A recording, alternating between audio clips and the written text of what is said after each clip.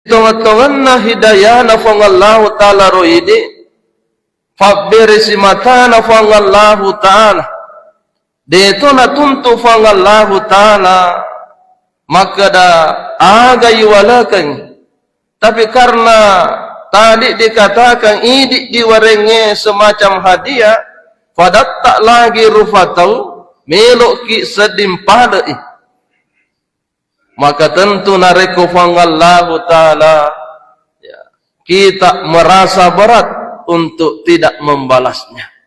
Nah, inilah contoh kehadiran kita di dalam masjid Allah hadir ki masem pajab bere jamak subuh.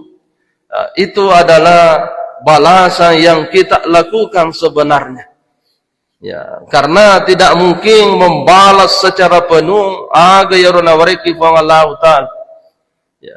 Na foto kifang Allah Ta'ala boleh rutin rota itu nikmat yang sangat luar biasa. Ya. Dia lempala ya rositongan. Ko nawareki patunjuk fang Allah Ta'ala maka da sebelum matindro ki maka da melo ka loma bere jamak subuh baja.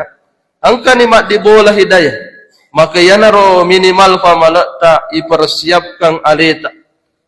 Nafas dia memang ni maka dia matu wajukku melo ufaki untuk loma sempaja subuh atau yang biasa bersedekah subuh na tepat-tepat memang ni yaro ya nataro memang ni yaro dui melo enak celengan ko kanton itu untuk membalas hidayah na Allah Ta'ala.